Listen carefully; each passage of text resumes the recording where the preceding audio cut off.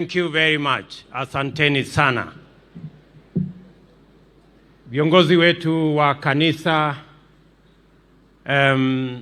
Pastor Misiani, President wa kanisa letu la SDA wa sehemu hii, na viongozi wale wengine wote, viongozi wenzangu mlio hapa, ndugu wananchi wa hapa Homa Bay na Nyanza, amjambo.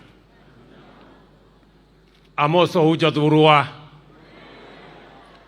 Jadhurua untie. Jadhurua umor. Onjelo janam jadhurua untie. Asanteni sana. Bwana Yesu asifiwe. Nyasaye ber. Sejete duto. Oh, very good. Naona mnaelewa maneno. Kwanza mimi nataka nichukue nafasi hii nimshukuru Mungu kwa kutupatia nafasi tufike Homa Bay kwa mara nyingine tena. Nataka niwashukuru nyote, na zaidi tumekuja hapa katika ibada ya shukrani kwa sababu ya huyu kijana wenu Raymond Omollo ambaye ni Principal Secretary katika ofisi ya Rais.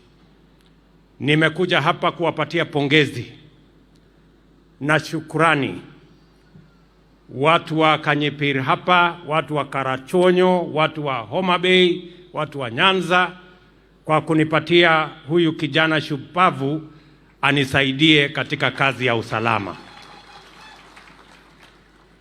Pongezi Raymond for the opportunity you have to serve the people of Kenya. And I have said to all your colleagues and to you that you have an opportunity to serve the people of Kenya, and I am confident because I have worked with you in the past, and for the last almost 8 months you have demonstrated that indeed you deserve the responsibilities that you have today. Pongezi sana, na mimi nataka niwahakikishie watu wa familia yako, watu wa hapa Karachonyo na watu wa Homa Bay kwamba Raymond is a resolute professional and he is doing a wonderful job at the office of the President. Mimi vile vile nataka niwahakikishie vile nilikuja hapa Homa Bay, na mimi najua sio kawaida.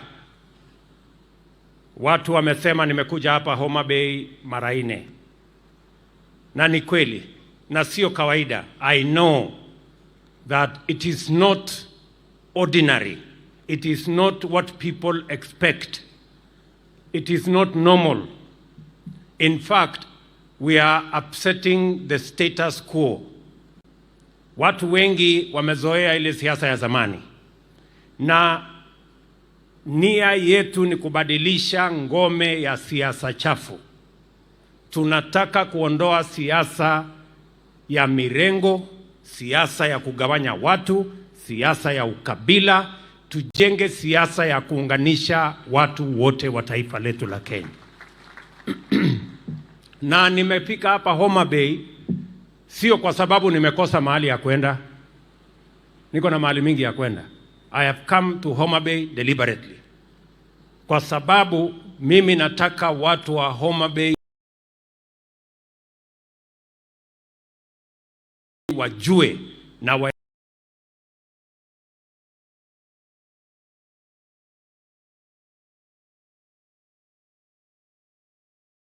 kwa mpango ambayo haiwachi wa Kenya wengine nyuma. We are going to make sure that no part of Kenya, no section of Kenya, no community in Kenya is left behind as we march forward as a nation. Hii safari ilianza hata kabla ya uchaguzi. Mnajua kabla ya uchaguzi nilikuja hapa Homa Bay nikiwa natafuta kura. And I am probably the only other presidential candidate in a campaign who has come to sleep in Homa Bay. Mimi nilikuja hapa Kadongo, tukafanya mkutano, tukaongea vile mnataka mambo ya Nyanza iendelee mbele. Nikakuja nikalala hapa Homa Bay. Hapo watu wengi walikuwa wananiuliza, wewe unafanya nini huko kwa Homa Bay, huko hakuna kura? Nikasema I am a man on a mission, because the unity of our country is not going to happen if we continue doing things the way we have done all the years. And we must be deliberate about the unity of our country. We must be determined about the unity of our country. And that is why nilikuja hapa Homa Bay, we changed the narrative, nikalala hapa, watu wakajua inawezekana uende Nyanza, uombe kura, wananchi wakusikize, wataamua vile wataamua. Nyinyi mlikuwa mmeniahidi kura nyingi. Nimekuja malalamiko kidogo. Ile mlikuwa tumekubaliana, mlipunguza. Niliwaambia batia ule kompete wangu nyingi, lakini munipagishie kidogo. Lakini yangu mlipunguza sana. So hata ingawa je hivyo, I will keep my part of the bargain. Si niliwaambia tutatembea hii safari pamoja. That is what we are going to do. Jambo la pili, I am doing this because we want to change the politics of Kenya. Watu wengi hawangejua inawezekana kwamba hata wale hawajakupigia kura unaweza kuwapatia nafasi wafanye kazi katika serikali unayotengeneza. Watu wengi walifikiria kwamba kiti ya Principal Secretary ya Interior na Coordination of National Government ni ya wale watu ambao wamepiga kura kwa wingi kwa hiyo serikali. That is not the case. I deliberately appointed this young man because I wanted to break the jinx that always these positions belong to certain places. Vile vile, wakati nilipata nafasi ya kuappoint CDF wa majeshi yote ya Kenya, I appointed a son from Nyanza because of two reasons. Number one, because of his competence. And number two, because he came from this region. And I wanted to demonstrate to the people of Nyanza that they too belong to this country and they too deserve any position that they can merit. Nyinyi mnanielewa? Vile vile, mimi nataka niwashukuru sana hawa wabunge ambao wameamua tutafanya hii kazi ya wananchi pamoja. Hawa wabunge wenu ambao wameamua kufanya kazi na serikali yetu ya Kenya ni mashujaa. And I salute you because that is how we are going to change the politics of Kenya. Mara nyingi watu wanasema ya kwamba unajua hii serikali inaonekana ni ya wale watu, inaonekana ni ya wale watu. Sasa na wengine wanatulaumu saa zingine ati hatujawaunganisha na kuwajumuisha katika serikali. Hawa wangwana wabunge wenu na senator wamekuja tuungane, pia wanalalamika. So which is which? Do you want us to work together? Don't you want us to work together? So you better make up your mind. Ama namna gani? Mimi nimekuja hapa, mimi sina mjumbe wa Kenya Kwanza hapa. Sina governor wa Kenya Kwanza hapa. I have said I will work with all the leaders elected irrespective of their political parties. Kila mjumbe ambayo ako tayari kufanya kazi na sisi, tutafanya kazi na yeye. Kila kiongozi ambaye ako tayari kufanya kazi na sisi, tutafanya kazi na hawa. Kwa sababu Kenya lazima tuondoe siasa ya bure ya kuwagawanya wa Kenya. Ati wewe ni wa mrengo hii, usifanye kazi na huyu. Wewe ni wa mrengo ile, usifanye kazi na huyu. Hiyo ni siasa duni ambaye imepitwa na wakati. We want to work together to build one nation and to develop a Kenya that we can all be proud of. Najua vile vile ya kwamba watu wengi wanashindwa ni kwa nini tunapanga mambo ya maendeleo ya Nyanza. Hapa Nyanza, mimi nilikuja kwa mambo yenu ya maendeleo hapa. Hapa ndio nilikuja kazi yangu ya kwanza ya housing. Nilikuja kulonja hapa Homa Bay. Ni kweli ama si kweli? Saa hizi kuna vijana karibu 200 wanafanya kazi pale. Program ambayo niko naye ni kwamba we want to come and do at least 5,000 houses in Homa Bay County. Na mimi nahitaji vijana 20,000 watakaofanya hiyo kazi. Vijana wa Homa Bay, muko tayari? Muko tayari? Muko tayari? Ama nyinyi ni wale wa kuchagua jembe? Muko tayari? Hebu ni wale wanasema tuko tayari. Hiyo dunia yote hiyo iko tayari? Very good. So tunataka kupanga mambo hiyo. Hapa Homa Bay tumeweka katika hii budget hii ambayo watu wengine wanajaribu kutusumbua nayo. Katika hii budget tumeweka kujenga soko 8 hapa Homa Bay, ikiweko soko ya hapa Karachonyo. Tumeweka milioni 300 ya kujenga fish market hapa Homa Bay. Tumeweka pesa karibu shilingi bilioni 1 ya kujenga paya pale Homa Bay, paya ya kule Kendu Bay na paya ya kule Mbita. Na tumeweka katika hiyo mpango pia tumeweka hapo tujenge ferry. We are making sure, and I know it is not ordinary, and I know people are asking themselves questions. We want to make sure that we eliminate the politics of exclusion. We want to eliminate the politics of profiling any part of Kenya. We are going to develop this country as one. And I want the people of Nyanza, munisikie vizuri, sio kama tunaelewana. Tuko pamoja? Nataka watu wa Nyanza mjue ya kwamba tutawafanyia kazi.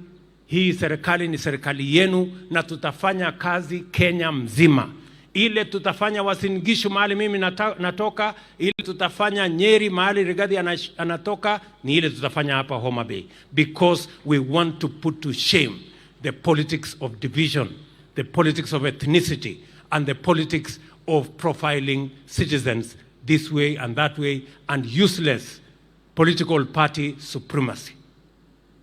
Mnanielewa ndugu zangu? So hiyo mambo yote mimi nataka tukubaliane na nyinyi. We are creating a new foundation for Kenya, a foundation that makes sure that we carry the whole country together. We do not profile anybody, any community, any part of Kenya, any county. We are working together as the people of Kenya. Mimi vile vile nataka niwaambie hawa ndugu zangu. Ochanda ameongea, Jalas ameongea. Wamesema ya kwamba wamepatiwa barua ya. Mimi nataka niwaambie my friends, mimi ndio nilikuwa deputy party leader wa ODM. Si mnajua hivyo? Mimi ndio nilikuwa deputy party leader wa ODM. Hata mimi nilipatiwa hiyo barua. Na ukiona umepatiwa barua kwa ODM, unajua mambo yako sasa ndio inaanza kuiva. Mambo yako So Elisha, usikue na wasiwasi. Kabla hujapata barua ya ODM, mambo yako bado. If you know how to go forward, vile ya kufaulu kwa siasa, ni upata barua ya ODM. Bas, mambo yako hiyo ya disciplinary hiyo. Hata mimi nilipelekwa kotini na ODM wakajaribu kunifukuza. Tukasumbuana kotini, mtakuja niwaambie vile ya kupanga maneno. Tukasumbuana kotini 5 years, ikaisha, tukaendelea, mimi nikakuwa deputy president. So iko shida iko wapi? Sio kama tunaelewana. So you guys relax. Hiyo ni siasa tunaelewa na ni siasa tumepitia, and I just want to tell you that is the journey of leadership. So don't worry about that whole maneno. Mimi nataka niwaeleze hivi watu wa Homa Bay.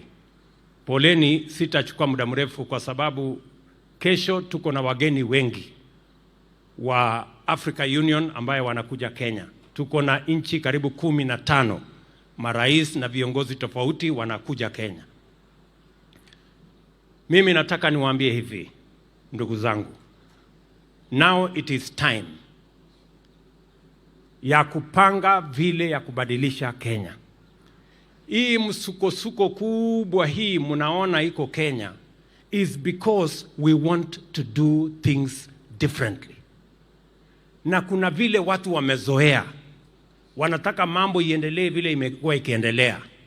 Umaskini inaendelea kukabili wananchi. Wananchi vijana wengi hawana ajira. Saa hizi wananchi ama vijana milioni 5 hawana ajira. Wanataka tuendelee na kukopa madeni. Saa hii madeni imerundikana imefika trilioni 9. They want us to continue the same way. That is why you find there is a crisis in Kenya. Because there are people, reactionaries, who do not want us to change Kenya for the better. But I want to promise them that change is happening in the Republic of Kenya, and we are not going back. Nyinyi mnataka turudi nyuma ama tuende mbele? Mimi nataka niwaambie ndugu zetu, hatuwezi kurudi nyuma, tunaendelea mbele. Na ndio sababu mwaka huu tumeajiri walimu 55,000, the largest ever done by any administration since independence. And it is because I stand here as president today, not because I come from a prominent family, but because I got the opportunity to go to school like all other children of Kenya. And I want that opportunity to be available to the child of every citizen of the Republic of Kenya. That's why education is important. Katika budget yetu tumeweka bilioni 650 kwa mambo ya elimu. Na tumeongeza budget kwa mambo ya elimu because we are all told, and Raymond mentioned, that education is the greatest equalizer. I am telling the people of Kenya from Homa Bay that we have put a proper plan to make sure that all our children go to school and they find teachers to teach them. And that is the reason we have hired 55,000 teachers in 1 year. That is why we have allocated 5 billion shillings to make sure that 4 million of our children who cannot go to school because there is no food, that we will have a school feeding program so that even the children of pastoralists who ordinarily would not go to school will also have an opportunity to go to school. We have also changed the funding structure so that every child, especially children from poor families, can get 100% scholarship, either in TVET or in our universities, so that we can make sure that the children of everybody have a chance to go to school. Number 2, in this budget, we are deliberate about creating jobs. It has never happened in Kenya. That is why many people are confused.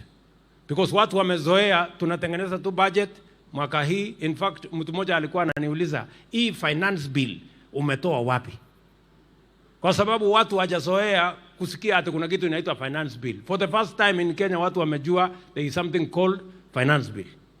But this finance bill has been there since independence. But this is the year we have had a conversation about taxes, about finance bill, because we want to change the nation, and change doesn't come easy. Nyinyi mnanielewa jameni? So, mimi nataka niwaambie hivi, we are deliberate about creating jobs. Vijana tuko nao Kenya ni vijana karibu milioni 5 hawana ajira. Ni kweli ama si kweli? Mimi nataka niulize hapa Homa Bay, kwani vijana wenu wote wamepata ajira? Si vijana wengi hawana ajira? And we must be deliberate about creating jobs. Jobs will not happen. Haiwezi tu kutokea hivi. Lazima kuwe na mpango. Tumepanga vizuri. Huyu Eliud Owalo. Tumepanga na Eliud Owalo. Hata saa hizi tumefungua ICT ya hii shule. Saa hii tunaweka fiber optic kutoka Kendu Bay mpaka hapa kwenu. Because we want to create digital jobs. Tunataka kila ward iwe na digital hub. Mahali vijana wanaweza kupanga ajira ya wanaweza kufanya kazi Marekani wakiwa hapa Kanyepiri. Wanaweza kufanya kazi anywhere. That is one. Number 2, tumesema vile vile tunapanga ajira kupitia mambo ya manufacturing. Na hiyo manufacturing, nyinyi mmesema kwa mfano kulikuwa na mahali inaitwa Capital Fish. Si namna hiyo? Mnajua ni kwa sababu gani Capital Fish ilifunga? Ni kwa sababu tulianza kuagiza samaki kutoka nje, samaki ya Homa Bay ikakosa soko. What have we done this year? Tumesema tukienda mbele, hakuna samaki itatolewa kutoka nchi za nje. Hakuna samaki itatoka nchi nyingine. Samaki tutatoa hapa Homa Bay kwa hii Lake Victoria, na wavuvi wetu, vijana wa hapa, watakuwa ndio wanaendesha hiyo biashara. Na ndio sababu tumeweka milioni 300 hapa Homa Bay kuweka soko ya samaki. Nyinyi mnanielewa? We are saying that we cannot continue to import what we can produce in Kenya. Tumeweka ushuru kwa mambo ya samaki, kuzuia samaki zitoke nje, vijana wetu wapate ajira kwa biashara ya samaki. Tumeweka ushuru mambo ya furniture.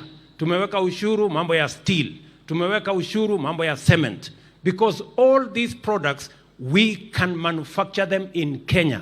We need to expand the manufacturing capacity in our country so that we can create jobs, we can create wealth, we can add value, and we can eliminate hunger, create opportunities for the young people of our country. Mimi nawauliza nyinyi watu wa Homa Bay, mnataka tuzalishe ajira Kenya ama mnataka tuimport vitu kutoka nje, vijana wetu wahangaike barabarani bila ajira? Si tutengeneze vitu hapa Kenya? Wale wanapinga finance bill wanataka tuendelee kuagiza samaki mpaka siku gani? Wanataka tuendelee ati kitanda. Wacha niwaulize watu ya Homa Bay. Kitanda na meza na kiti, ati tunaenda China, sio tunaenda Marekani ati kwenda kununua. Kwani kitanda iko na engineering kiasi gani ambayo ya kutengeneza?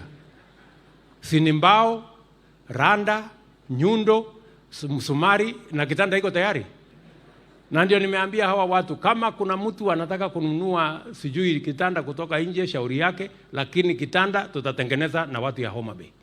Mimi pale Karen nilitengeneza na chama moja wa Homa Bay kiti mzuri sana. Hata ndiye alinimotivate, nikasema hakuna haja ya kununua tena anything from outside, itatengenezwa na vijana wetu wa Homa Bay.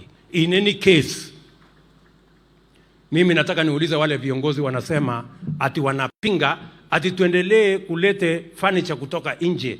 Niwaulize, what do they expect the hundreds of thousands of young people we are churning out of our TVETs, what do they expect them to do? Wanataka waende watafute kazi wapi? Si ni lazima tuwapangie ajira? That's what we are going to do.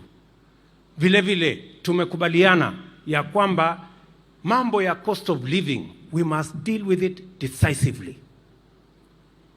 Unga ni ya muhimu.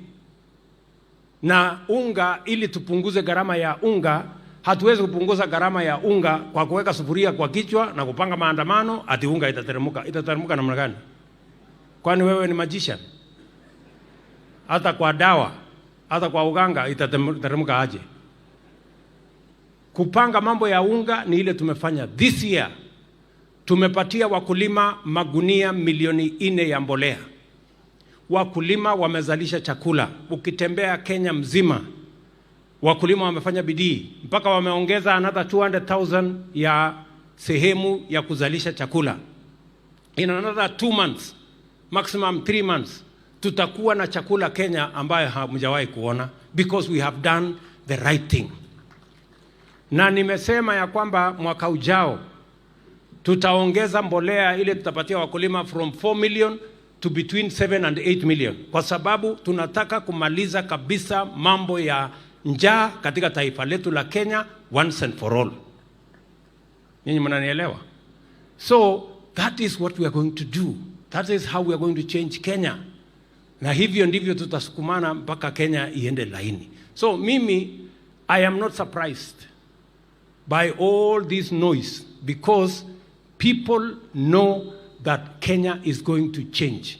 And those who don't want us to change want to derail and sabotage this change that is necessary and that is imminent. But I want to promise the people of Kenya that we are marching forward with the education of our children.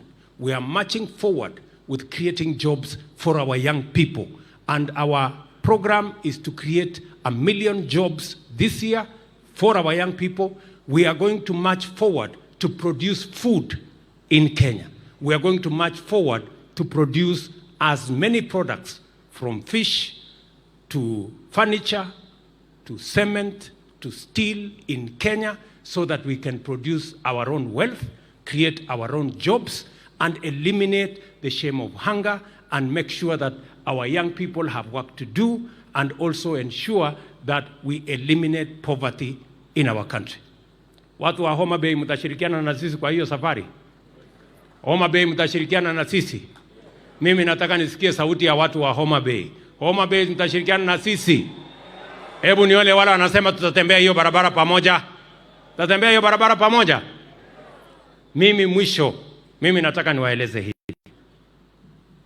So mnajua marafiki zetu wamesema ya kwamba wanataka kupanga maneno ya maandamano. Mimi nataka niwaambie hivi. It is okay because we have a constitution that gives everybody rights. We are going to have a conversation as a nation about demonstration. We must have a candid conversation about what amounts to demonstration, because we cannot continue to use the excuse of demonstrations to destroy property, public or private, to destroy businesses,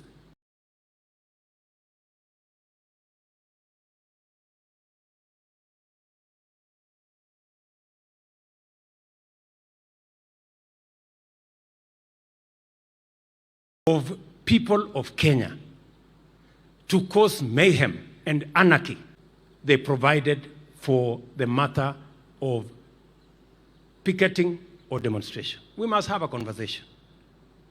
Mimi kama rais, haiwezekani ya kwamba ati tutumie maandamano ambayo iko kwa katiba kuharibu mali, kuharibu biashara, kulete mahafa, kusababisha hasara katika taifa letu la Kenya, ati kwa sababu tunataka mtu mmoja, wawili, watano, kikundi kimoja iweze kuendesha mambo yao ya siasa. Siasa inaendeshwa na sera. Siasa haiendeshi na maandamano. So tukubaliane mapema, na mimi nataka niwahakikishia wa Kenya, we will mobilize every resource to protect the property, the lives, the interests of every Kenyan as we go forward. Sio kama tumekubaliana jameni? Tuko pamoja? Ama kama sivyo, tukubaliane sisi wote, tuketi chini. Tukubaliane maandamano. Tairi ngapi itachomwa? Magari ngapi itachomwa? Ni kitu gani itafanyika? Ni maafa ngapi ndio tujulikane maandamano imefanyika? We must have a conversation. Ama namna gani? Ndio tujue maandamano ni nini. We must have that conversation. We cannot continue to bury our heads in the sand that we are exercising rights of demonstration when we are actually causing anarchy, mayhem, and destroying our country. That is not going to happen. Na mimi nataka nikubaliane na watu wote, mimi naheshimu kila mtu, lakini ikifika hapo kila mtu wako na kazi ya kufanya, si ndio? Na mimi kuna kazi hata mimi nimepatiwa na wananchi wa Kenya ya kufanya. Mtu asinilaumu nikifanya kazi ile mimi nimepewa. Na hiyo kazi nitafanya. Na bidii tena. Ama namna gani? Sio kama tunaelewana Homa Bay.